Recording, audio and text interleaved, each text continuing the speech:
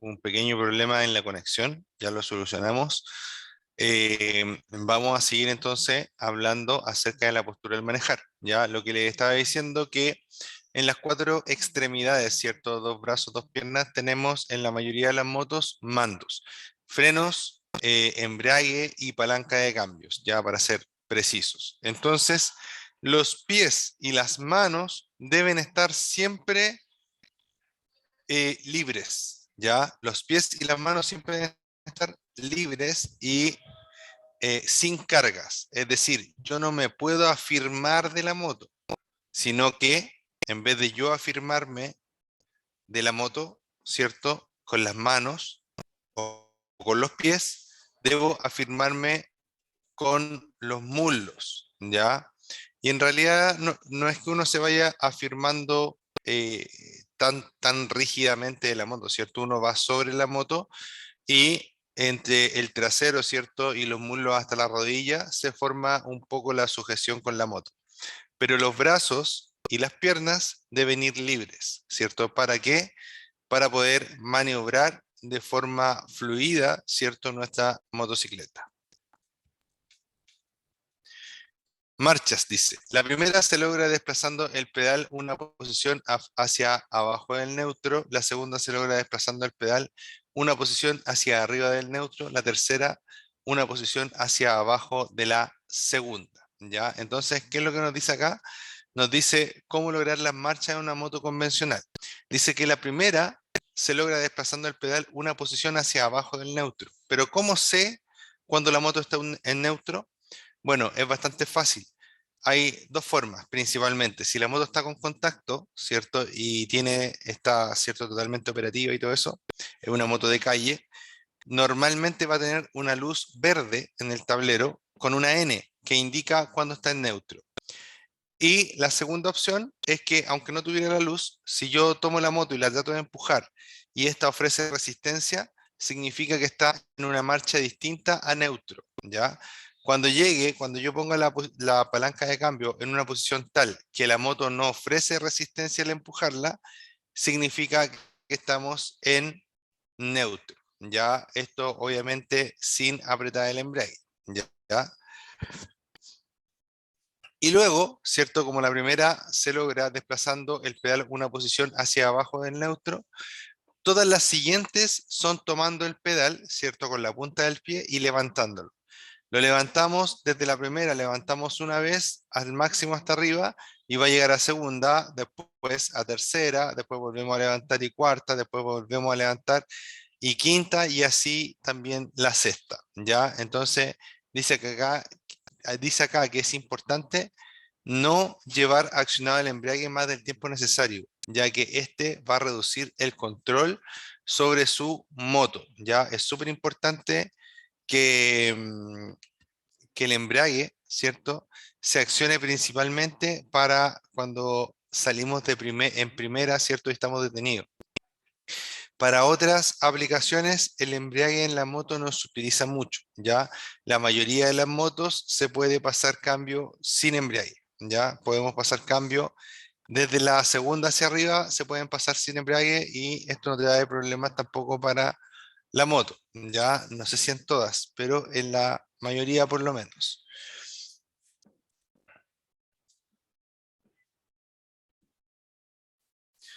Luego habla de mantener una posición sobre la moto que sea natural, ¿ya? Es cierto que depende del tipo de motocicletas que nosotros estemos conduciendo, nos enseñan distintas posturas, ¿ya? Una moto más racing, vamos a ir como más acostado sobre la moto, una moto más enduro, quizás vamos a ir más erguido, ¿ya? Pero es súper importante que nosotros entendamos que en cualquier posición, ¿cierto? Cualquier posición que queramos lograr, se puede adaptar para hacerse más cómoda para las personas que van, ¿cierto? En la moto. Y que se adapte a las condiciones particulares de cada una de las motos, de las motos, ¿ya? A las condiciones particulares de la moto y también del piloto. Ya recordemos que hay motos más grandes, motos más pequeñas, motos más largas, motos más cortas, y lo mismo con los cuerpos. Ya hay brazos más largos, más cortos, piernas más largas, más cortas, etcétera. Equilibrio, dice. La principal característica de una motocicleta es que no mantiene su equilibrio como un vehículo, ¿ya? Luego habla de la estabilidad. Su estabilidad durante el desplazamiento depende del conductor y bajo los 10 kilómetros por hora es más difícil mantener el equilibrio, ¿ya? El equilibrio se refiere a que la moto se mantenga, ¿cierto? Erguida, parada, sin la necesidad de la pata de apoyo y sin la necesidad de que nosotros la estemos apoyando nuestros pies en el suelo, ¿ya? La moto, si la dejamos solita, se va a caer para el lado y va a perder totalmente su equilibrio. Pero, ¿cierto? También habla acá de la estabilidad. ¿Y qué es la estabilidad? La estabilidad es la habilidad o la característica que tiene un vehículo para poder mantener la trayectoria tanto en rectas como en curvas, ¿ya? Mantener la trayectoria tanto en rectas como en curvas. Entonces, todo eso, ¿cierto? Es muy importante que nosotros podamos tomar atención a este tipo de conceptos, ¿ya? Son muy, muy importantes, ¿ya? El equilibrio va a depender mucho o quizá un 100% del piloto, ¿ya? Eh, Existen, por ejemplo, pruebas en las cuales el piloto, ¿cierto?, tiene que manejar lo más lento posible, ¿ya? ¿Cuál es la gracia? Que no baje los pies de la moto. Y existen, por ejemplo, cuando uno hace eventos de moto, existe una competencia que se llama carrera de motos lentas. ¿Por qué? Porque ahí no estamos evaluando la velocidad, sino que estamos evaluando el equilibrio del piloto. En esa carrera, el piloto que llegue último gana, ¿ya? ¿Por qué? Porque se entiende que entre más te demoraste, ¿cierto?, en llegar a un punto, fuiste más lento y por ende tuviste más equilibrio porque entre más lento va la moto, más difícil es mantener el equilibrio, como lo dice acá en el punto de estabilidad, que dice que bajo los 10 kilómetros por hora, que en verdad es muy poco, ¿cierto? Es muy difícil poder mantener, ¿cierto?, nuestro equilibrio. Pensemos que una bicicleta promedio anda como a 20 kilómetros por hora, ¿ya? Entonces, los 10 kilómetros por hora que aparecen acá son realmente bastante pocos. Luego tengo la mirada. Dice, es importante tener la mirada hacia adelante cuando se conduce una motocicleta. Es súper importante, chiquillo, la mirada, mantenerla hacia adelante y también en nuestra mente ir construyendo una mirada de 360 grados, por decirlo así, ¿ya? La mirada debe ser, para empezar, esto es algo propio, ¿ya? Yo lo pienso, lo imagino así o lo creo así, ¿ya? No es que esto esté en el texto del nuevo conductor, por lo menos de la forma que lo quiero explicar yo, ¿ya? Yo creo que la mirada debe tener tres condiciones importantes. La primera es que la mirada debe ser panorámica, ¿ya? Como les decía yo recién, dentro de tu cabeza nosotros los seres humanos no podemos ver en 360 grados, ¿cierto? No tenemos ojos en la nuca, pero tenemos espejo, ¿ya? Entonces, en nuestra cabeza, nuestra percepción, nuestra visión debe ser de 360 grados. Debemos saber lo que está pasando delante y atrás, ¿ya? A eso me refiero cuando digo que tengamos una visión de 360 grados. ¿Y cómo lo logramos? Lo logramos mirando hacia adelante y chequeando nuestros espejos continuamente, ¿cierto? Para ver qué es lo que está pasando atrás de nosotros, ¿ya? Tan continuo como sea posible, ¿ya? Cosa importante es que normalmente las cosas que pasen inmediatamente adelante de nosotros siempre las vamos a ver, porque aunque yo vaya mirando hacia el lado, ¿cierto? Tengo una visión, por ejemplo, yo ahora estoy mirando hacia el lado, no apuntando al computador en el cual estoy haciendo esta clase, pero sin embargo, igual mi rango de visión me da, por ejemplo, para ver que la pantalla está encendida, ¿ya?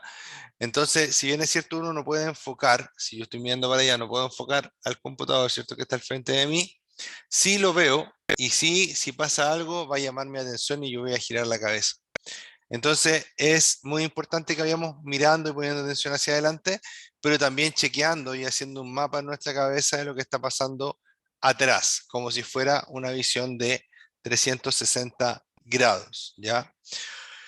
Otra cosa importante, esa es la uno, ¿cierto? Otra cosa importante que debo tener en cuenta en este tema es que tengo la mirada, ¿cierto? Que tiene que ser panorámica. De segundo, esta misma mirada debe ser atenta, es decir, no saco nada con ir mirando de forma panorámica, pero no voy pensando en lo que está pasando alrededor de nosotros. Debe ser una mirada atenta, una búsqueda activa de cosas que pudieran pasar o afectarnos, ¿ya? Y además de que sea una mirada atenta, debe ser una mirada relajada, ¿ya? Quizás pueda sonar un poco, eh, como les dijera, como confuso cuando yo les digo que la mirada debe ser atenta y además debe ser relajada, ¿ya? Puede llegar a ser confuso, pero no tiene mucho de confuso. ¿Por qué? Porque una cosa es que la mirada sea atenta, que yo esté preocupado de lo que estoy mirando, que esté preocupado de que la mirada que yo esté haciendo sea efectiva. Y otra cosa es que yo vaya tenso en la moto, ¿ya?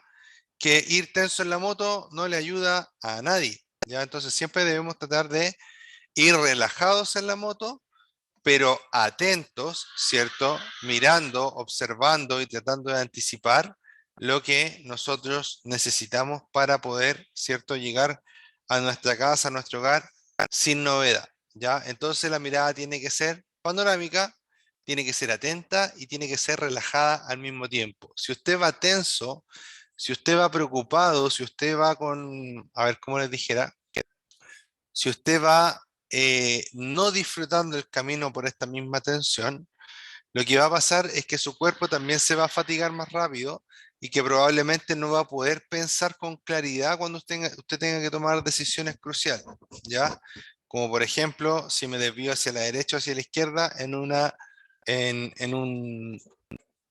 ¿cómo les dijera? En una emergencia, ya esa es la palabra que yo estaba buscando. Eso, ya con respecto a esta parte de la mirada. Acá yo les voy a decir, ¿cierto? Que dice más abajo que la moto va hacia donde mira el piloto. Y eso es muy importante saberlo, ¿ya? ¿Por qué? Es importante cuando andamos en bicicleta, en skate, en patines, en el medio de transporte que usemos, ¿ya? En moto, en auto, ¿ya? ¿Por qué? Porque si pasa algo y yo me quedo mirando ese algo de forma inconsciente, voy a dirigir el vehículo que estoy manejando hacia ese algo, ¿ya? Siempre pongamos atención donde necesitamos poner atención. Pasa mucho que cuando hay un accidente muy grave en una carretera, por ejemplo, de sur a norte, la gente que va de norte a sur se queda mirando el accidente. Y es muy común que unos metros más allá se produzca otro accidente en el sentido contrario, solamente por ir mirando, ¿cierto? O por quedarse pegado mirando el accidente. A todos nos da curiosidad, a todos si vemos un auto volcado, vamos a mirar, ¿cierto? Pero debemos tener conciencia que esa mirada debe ser muy rápida y nunca descuidando, ¿cierto? Nuestro lado de la calle y siempre recorriendo, ¿cierto? De la forma más segura posible, ¿ya? Siempre vamos a pegar una mirada, una sapiada, como decimos los chilenos, ¿cierto? Pero esa mirada, ¿cierto? Tiene que ser lo justo y preciso, ¿cierto? Y siempre sin, eh, y siempre sin perder, ¿cierto? La atención del camino, ¿ya? Aquí cuando habla de que la moto va hacia donde mira el piloto es muy importante, lo vuelvo a repetir, es muy importante. ¿Por qué? Porque si usted se le atraviesa algo y usted se queda mirando ese algo, sea una moto, un auto, una bicicleta, un niño, una pelota, lo que sea, si usted se pone nervioso y se le queda viendo, lo que va a pasar es que su moto va a ir directamente hacia ese objetivo. Pero si usted, en vez de mirar la persona, la moto, el auto, la pelota, lo que sea que se le atravesó, mira hacia dónde pasar para no causar un accidente, la moto va a ir directo hacia ese lugar y el accidente se va a evitar, ¿ya? Es algo que yo comprobé y ustedes también lo podrían comprobar andando en bicicleta, ya cuando era en mi años mozos, como dicen los abuelitos. Cuando era más joven, yo anduve harto en mountain bike y me daba cuenta que los otros ciclistas, cuando yo estaba empezando, digamos, que los otros ciclistas pasaban por senderos muy estrechos y en los que si se equivocaban o chocaban con una piedra de frente o se caían a un hoyo, como a una especie de precipicio, ¿cierto?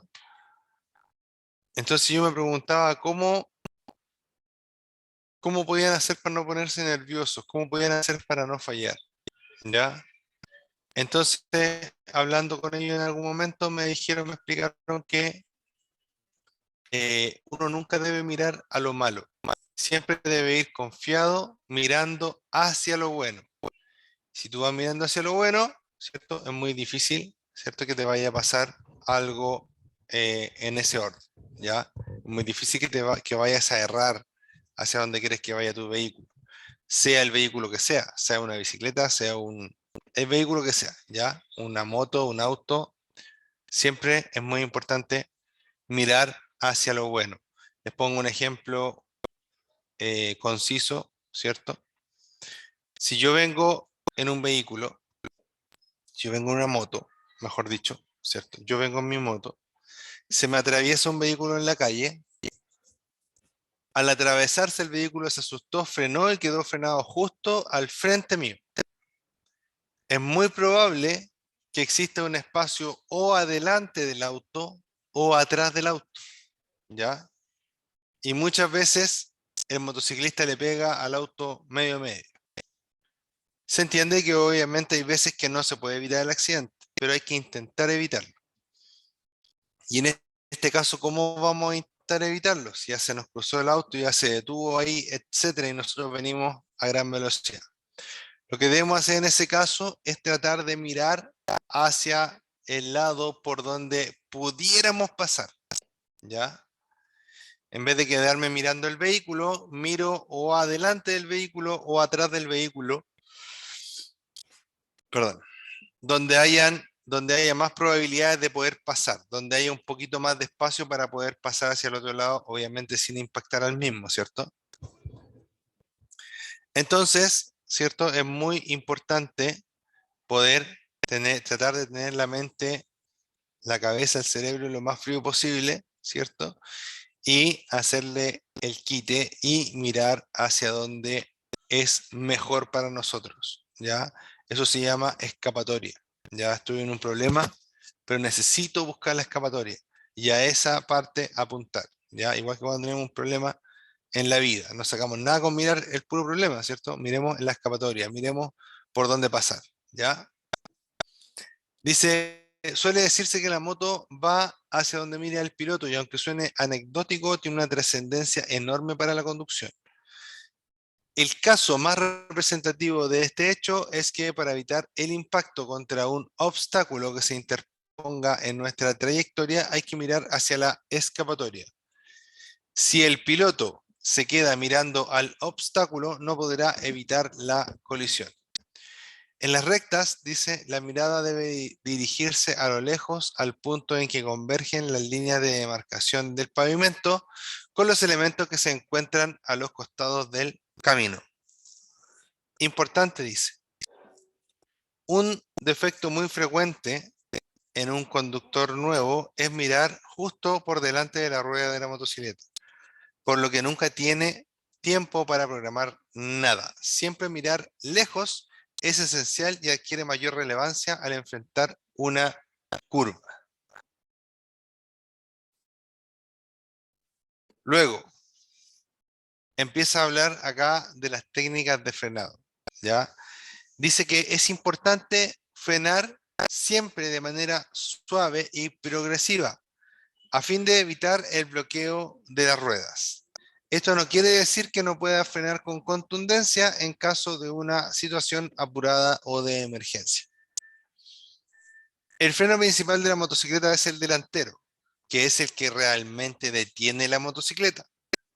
El freno trasero se usa como un complemento y como ayuda para estabilizar la motocicleta. Es ideal en toda situación usar los dos frenos, ¿ya?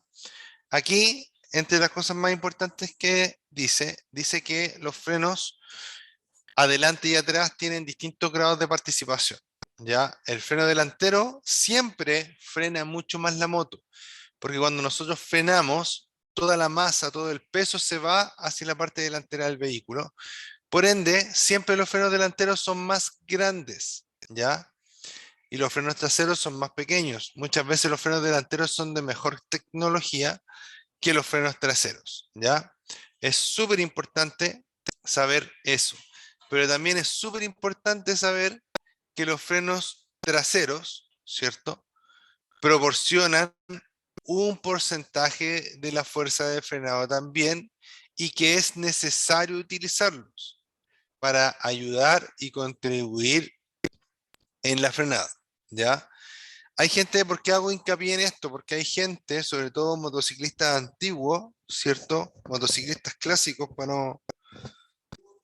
para no herir a nadie, ¿cierto? Ya no son viejos, vamos a decir que son clásicos. Muchas veces me he encontrado con motociclistas, ¿cierto? Como les digo, ya con muchos años arriba de la moto, que me dicen que el freno trasero no se ocupa, ¿ya? No, el freno trasero no se ocupa para nada. Yo digo, ¿cómo no se va a ocupar el freno trasero si para algo lo trae? ¿Ya? Y es porque muchas veces la gente confunde, ¿cierto? Los conceptos de que frene menos a que no frene nada o que no sirve el freno, ¿ya? Y son cosas súper distintas, ¿ya? El freno trasero frena alrededor de un 30% y el delantero frena alrededor de un 70%, ¿ya? ¿Frena menos? Claro que sí. ¿Frena igual? Claro que sí. ¿Sirve para frenar? Claro que sí. ¿Debo frenar con el freno trasero? Claro que sí. ¿Ya? Entonces, súper atentos en ese punto.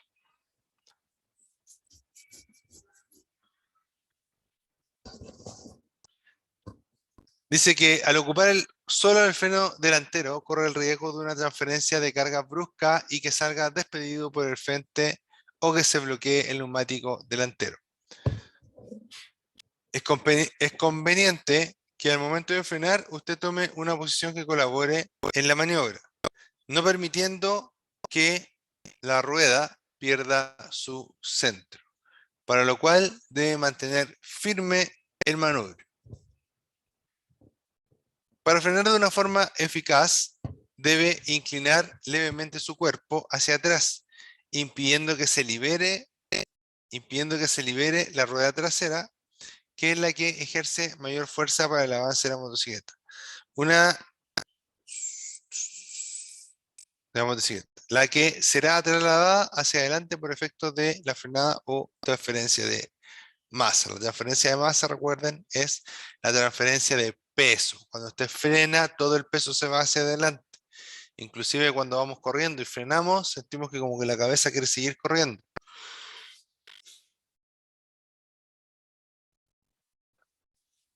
A eso nos referimos con la transferencia de masas. Dinámica de una frenada, ¿cierto?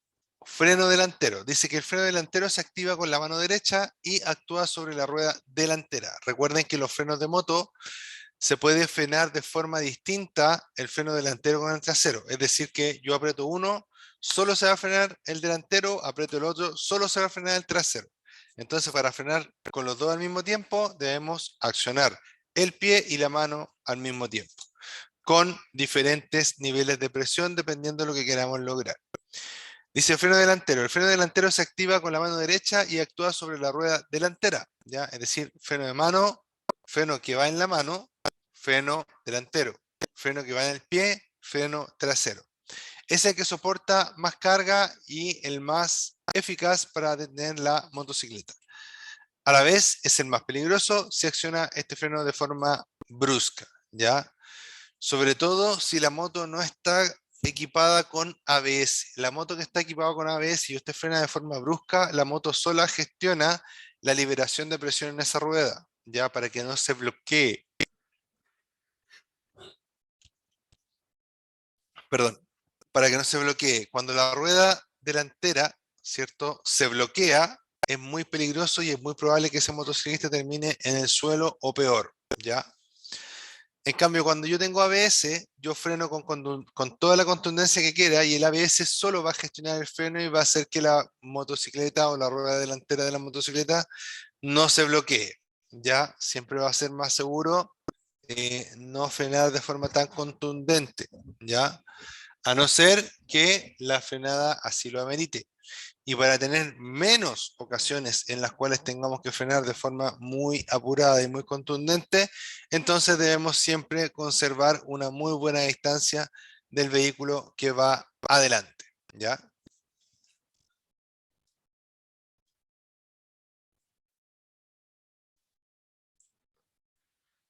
¿Cómo utilizarlo? Dice, a mayor velocidad de la motocicleta, más presión inicial debe ejercer sobre el freno, procurando siempre evitar maniobras bruscas o extremas que provocan el bloqueo de la rueda. Apenas note que la rueda se bloquea, suelte inmediatamente el freno. ¿Eso es para cuándo? Para cuando no tengo ABS. Recuerden que todos los cuadros celestes son muy importantes y valen mucho a la hora de la prueba, ¿ya? Estos cuadros celestes están resaltados porque es muy probable que la información contenida en ellos aparezca en los exámenes municipales. Importante, dice, en el cuadro celeste. Ya al estar en un cuadro celeste ya es importante. Para una frenada correcta, como norma general, el 70% del esfuerzo de frenada debe aplicarse en la rueda delantera y el 30% en la rueda trasera. Ahora vamos a hablar un poquito del freno trasero. Dice, generalmente el freno trasero se acciona con el pie derecho y actúa sobre la rueda trasera. Su función es asistir la frenada delantera, tensión total o parcial de la motocicleta.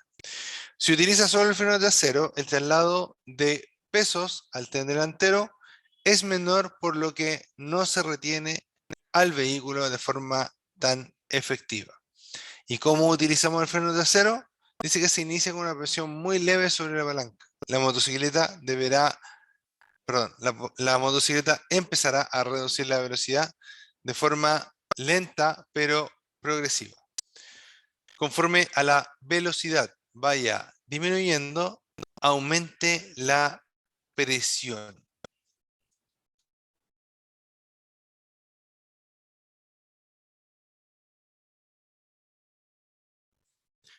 Bueno, y por último vamos a hablar el tema central de las frenadas en curvas, ¿ya? Las frenadas en curvas, queridos alumnos, son muy importantes porque permite, ¿cierto? eh, pasar la curva de buena forma, pero en realidad la frenada que está bien no es una frenada en la curva, sino que es una frenada antes de la curva. Si yo vengo en la moto y de repente veo una curva, debo frenar antes, antes de la curva, frenar todo lo que necesite frenar para poder mantener la moto en la posición deseada. Ya debo tener mucho ojo cuando voy en terrenos de curvas y voy en la vía pública, porque en la curva podría estar esperando agua, aceite, arena, arenilla, etcétera, ¿ya? Entonces, muchas veces a los motociclistas nos gusta ir a lo que le llamamos pisteo, ¿cierto?